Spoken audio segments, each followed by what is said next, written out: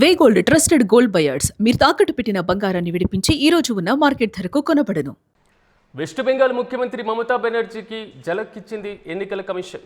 April 23, 29 తేదీల్లో 2 దశల్లో ఎన్నికలు నిర్వహించింది ఈసీ. ఈ నేపథ్యంలో 2 దశల్లోనూ రికార్డు స్థాయిలో పోలింగ్ నమోదైంది. ప్రధానంగా ఫాల్తా నియోజకవర్గంలో అవకతవకలు జరిగాయని నిర్ధారించింది కేంద్ర ఎన్నికల సంఘం. ఫాల్తా నియోజకవర్గంలో మే 21న మళ్లీ ఎన్నికలు నిర్వహించాలని ఆదేశాలు జారీ చేసింది ఈసీ. మరోవైపు 283 పోలింగ్ కేంద్రాల్లో మళ్లీ ఎన్నికలు జరగనున్నాయి. ఈవీఎంలపైన పార్టీ గుర్తులకు టేపులు వేయడం, సీసీటీవీ కెమెరాలు పనిచేయకపోవడం ఓటర్లను ప్రలోభ పెట్టినట్లుగా ఈసీ నిర్ధారించింది. ప్రధానంగా అందినటువంటి ఫిర్యాదులతో ఈసీ ఏకీభవించినట్లయింది. ఫాల్తా నియోజకవర్గం నుంచి మొత్తం 32 ఫిర్యాదులు అందాయని ఎన్నికల కమిషన్ పేర్కొంది. అయితే ఈసీ నిర్ణయాన్ని వ్యతిరేకిస్తున్నారు ముఖ్యమంత్రి మమతా బెనర్జీ. మోదీ, అమిత్ షా కనుసన్నల్లో ఎన్నికల సంఘం పనిచేస్తుందంటూ కూడా ఆమె ఆరోపణలు గుప్పిస్తున్నారు. మొత్తం మీద దేశ చరిత్రలో ఒక నియోజకవర్గంలో పూర్తి స్థాయి ఎన్నికలు నిర్వహించినటువంటి వైన మాత్రం తాజాగా పశ్చిమ బెంగాల్లో జరిగినటువంటి ఎన్నికల్లో తెలుస్తుంది. ఇక ఇదే అంశంపై మరింత సమాచారం మా ప్రతినిధి కిరణ్ అందిస్తారు.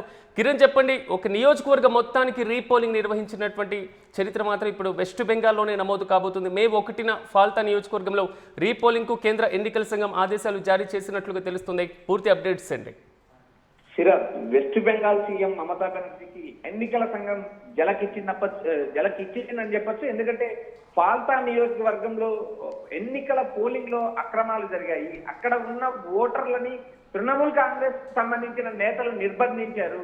దాదాపు కొన్ని గ్రామాల్లో 7 గంటల పాటు ప్రజలను పోలింగ్ సెంటర్ కి రానివ్వలేదు అనే ఫిర్యాదులు ఎన్నికల కమిషన్ కన్నా ఒక ఫాల్తా నియోజకవర్గంలో దాదాపు 32 ఫిర్యాదులు ఎన్నికల కమిషన్ కన్నా. ఈ నేపథ్యంలో మమతా బెనర్జీకి ఎన్నికల సంఘం గట్టి షాక్ ఇచ్చిందని చెప్పొచ్చు. ఎందుకంటే భారతదేశ చరిత్రలో ఒక నియోజకవర్గంలో దాదాపు 285 పోలింగ్ కేంద్రాల్లో మళ్ళీ రీపోలింగ్ నిర్వహించడం ఇది మొదటిసారి అని చెప్పొచ్చు. ఎందుకంటే ఇక్కడ ఏదైతే ఈ నెల మే 21వ తేదీన అక్కడ ఫాల్తా నియోజకవర్గంలో ఎన్నికలు నిర్వహించనున్నారు.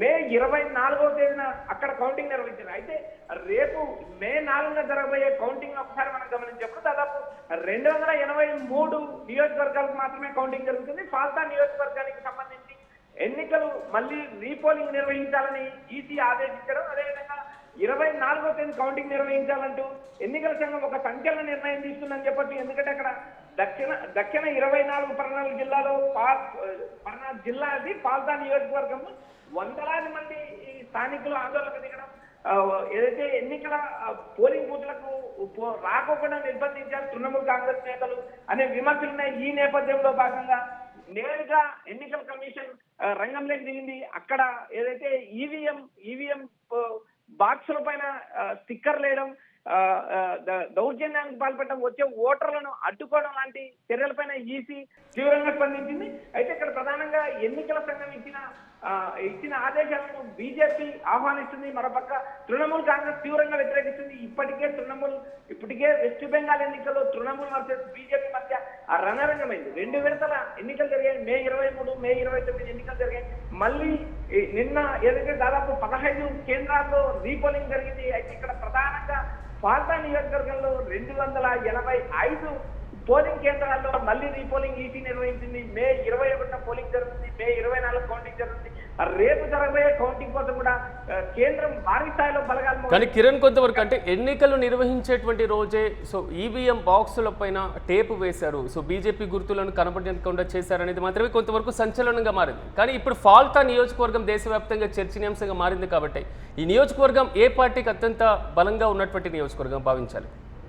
అది ఇక్కడ ప్రధానంగా మమతా బెనర్జీకి కొన్ని నియోజకవర్గాలు అత్యంత బలంగా ఉంటాయి. అందులో ఫాల్తా నియోజకవర్గం. ఇక్కడ ఏదైతే ఎన్నికల కమిషన్ కు ఎన్నికలు నిర్వహించడం కూడా ఒక సవాల్ లాంటిది. ఎందుకంటే బలమైన మమత పోర్టల్లో ఏదైతే తృణమూల్ కాంగ్రెస్ కార్యకర్తలు నేరుగా తెగబడతారు. అక్కడ జరిగిన ఎన్నికలు మనం 2 విడతలు చూసినప్పుడు తీవ్ర స్థాయిలో ఏకంగా బీజేపీకి సంబంధించిన అభ్యర్థుల పైన కూడా దాడి జరిగిన వ్యవహారాన్ని కూడా మనం గమనిస్తాం. మొదటి దశ మే 23న పోలింగ్ లో కూడా నేరుగా కుమార్ గంజ్ బీజేపీ అభ్యర్థిపై దాడి కూడా జరిగింది. ఇక్కడ ప్రధానంగా EC versus BJP versus Trinamool ఈ ముగ్గురి మధ్య ఒక రణరంగం జరుగుతుంది. బీజేపీతో ఈసీ కుమ్మక్కైంది. బీజేపీ ఏమి చెబితే అది ఎన్నికల కమిషన్ జ్ఞానేష్ కుమార్ పాటిస్తాడనే విమర్శలు నేరుగా మమతా బెనర్జీ తీవ్ర విమర్శలు కురిపిస్తుంది. ఇప్పటికే ఆమె స్ట్రాంగ్ రూమ్ సందర్శించడం, దాదాపు అర్ధరాత్రి ఈ భవానీపూర్ తాను పోటీ చేసిన నియోజకవర్గంలో దాదాపు 4 గంటలు ఏదైతే ఈవీఎం స్ట్రాంగ్ రూముల వద్ద కూర్చోవడం, ఎన్నికల కమిషన్ కుమ్మక్కైంది బీజేపీతో. నేరుగా ఏదైతే ఈవీఎంలను మార్చడానికి, ఈవీఎం బ్యాటరీలను మార్చడానికి కూడా ప్రయత్నం చేస్తుంది. మాకు అనుమానాస్పద వ్యక్తులు మాకు కౌంటింగ్ ఏదైతే ఈవీఎం స్ట్రాంగ్ రూముల వద్ద కనిపిస్తున్నారంటూ ఇప్పటికే మమత ఆందోళన చేస్తుంది. మొత్తం వ్యవహారాన్ని మనం గమనిస్తుంది. వెస్ట్ బెంగాల్ ఎన్నికల పైన బీజేపీ తీవ్ర స్థాయిలో యుద్ధం చేసిందని చెప్పొచ్చు. అక్కడ ప్రధానంగా కేంద్ర హోంశాఖ మంత్రి అమిత్ షా దాదాపు 15 రోజులు బెంగాల్ని సృష్టించారు. ఈ ఎన్నికలు గెలిచి తీరాలి, గెలిచి మమత కోటను కూలగొట్టాలంటూ బీజేపీ 2019 నుంచి చేస్తున్న ప్రయత్నాలు ఈసారి ఫలిస్తాయా లేదా అనేది కూడా అయితే ఇక్కడ ప్రధానంగా పాల్తా నియోజకవర్గంలో దేశవ్యాప్తంగా ఒక నియోజకవర్గంలో ఈ స్థాయిలో 285 పోలింగ్ కేంద్రాల్లో రీపోలింగ్ ఆదేశించడం ఒక సంచలనమైంది. బెంగాల్ ఎన్నికల్లో దాదాపు సర్వే సంస్థలు కూడా యాక్సెస్ మై ఇండియా లాంటి సర్వే సంస్థ నేరుగా ఎగ్జిట్ పోల్ చూడడానికి కూడా వెనుకడిగేసింది. అయితే తమిళనాడు లాంటి రాష్ట్రంలో విజయ్ గెలుస్తారని ఇచ్చిన యాక్సెస్ మై ఇండియా ఏ ఒత్తిడి మేరకు బెంగాల్ ఎగ్జిట్ పోల్స్ ఇవ్వలేకపోయిందనే విమర్శలు ఒకవైపు ఇస్తున్నాయి.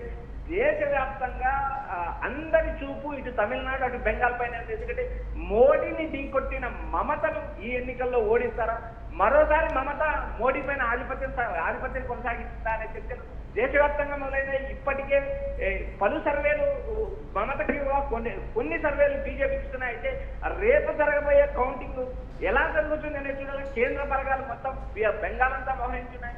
మరోపక్క కేంద్రానికి సంబంధించిన ప్రభుత్వ అధికారులు మాత్రమే కౌంటింగ్ లో పాల్గొంటున్నారు. ఒక్కొక్క కౌంటింగ్ సెంటర్ కి ఒక్కొక్క కేంద్ర ప్రభుత్వ అధికారిని, కీలక అధికారిని నియమించారు. ఎట్టి పరిస్థితుల్లో ఈ ఎన్నికల్లో బీజేపీ గెలిచి తీరాలి. 2019 నుంచి తాము ఏదైతే దిశానిర్దేశం చేసిన బెంగాల్ కోటను కూల్చడానికి బీజేపీ అస్త్రశస్త్రాలు సిద్ధం చేసినట్టే చూడాలి. రేపు జరగబోయే కౌంటింగ్ లో మమత వైపు మొగ్గు చూపుతారా ప్రజలు, లేక బీజేపీ వైపు మొగ్గు చూపుతారనేది రేపు చూడాల్సింది. Right Kiran, thank you. మొత్తం మీద వెస్ట్ బెంగాల్ ముఖ్యమంత్రి మమతా బెనర్జీకి ఝలక్కిచ్చింది ఎన్నికల కమిషన్. ఏప్రిల్ 23, 29 తేదీల్లో 2 దశల్లో ఎన్నికలు నిర్వహించింది ఈసీ. ప్రధానంగా 2 దశల్లోనూ రికార్డు స్థాయిలో పోలింగ్ నమోదైనటువంటి వైనాన్ని మనం గమనించాం. ప్రధానంగా ఫాల్తా నియోజకవర్గంలో అవకతవకలు జరిగాయని నిర్ధారణకు వచ్చింది కేంద్ర ఎన్నికల సంఘం. ఫాల్తా నియోజకవర్గంలో మే 21న మళ్ళీ ఎన్నికలు నిర్వహించాలని ఆదేశాలు జారీ చేసింది ఎన్నికల సంఘం. అయితే మొత్తం 285 పోలింగ్ కేంద్రాల్లో మళ్ళీ జరగనున్నాయి ఎన్నికలు. ఈవీఎంలపైన పార్టీ గుర్తులకు టేపులు వేయడం, సీసీటీవీ కెమెరాలు పనిచేయకపోవడం, మరోవైపు ఓటర్లను ప్రలోభ పెట్టినట్లుగా ఈసీకి ఫిర్యాదులు అందాయి. మొత్తం ఫాల్తా నియోజకవర్గం నుంచే 32 ఫిర్యాదులు అందాయని ఎన్నికల సంఘం కూడా పేర్కొంది. ఈసీ నిర్ణయాన్ని వ్యతిరేకిస్తున్నారు మమతా బెనర్జీ. మరోవైపు మోదీ, అమిత్ షా కనుసన్నల్లోనే ఈసీ పనిచేస్తున్నట్టు కూడా ఆమె ఘాటుగా వ్యాఖ్యానిస్తున్నారు. మొత్తం మీద ఫాల్తా నియోజకవర్గంలో మళ్ళీ ఎన్నికలు జరగబోతున్నాయి.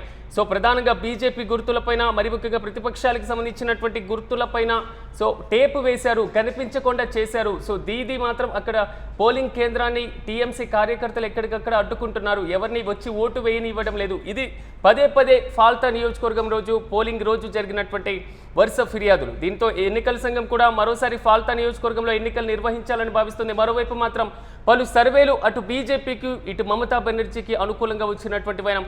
ఈ రోజు అంటే పూర్తి స్థాయిలో ఫాల్తా నియోజకవర్గంలో ఎన్నికల సంఘం తీసుకున్నటువంటి నిర్ణయంతో వెస్ట్ బెంగాల్లో రాజకీయ ముఖ చిత్రం ఏ విధంగా మారబోతుంది? సో మే 4న అంటే రేపు వచ్చేటువంటి రిజల్ట్ ఏ పార్టీకి అనుకూలంగా రాబోతున్నాయి? దీది మళ్ళీ అధికారంలోకి రాబోతున్నారా, లేదా ఈసారి బెంగాల్లో బీజేపీ పాగా వేయబోతుందా? సో మొత్తం మీద ఫాల్తా నియోజకవర్గంలో జరిగినటువంటి రీపోలింగ్ జరగబోతుంది. సో దీంట్లో మాత్రం ఎలాంటి వ్యూహాలతో ముందుకు వెళ్లేటువంటి అవకాశం కనబడుతుంది? ప్రధానంగా కేంద్ర బలగాలను, కేంద్ర సిబ్బందిని ఎన్నికల విధుల నుంచి తొలగించాలంటూ న్యాయస్థానాన్ని ఆశ్రయించారు మమతా బెనర్జీ. కానీ ఎదిలినటువంటి ప్రతిసారి కూడా ప్రతికూల ఫలితమే మమతా బెనర్జీకి ఎదురైనటువంటి వైనం మనం చూస్తున్నాం.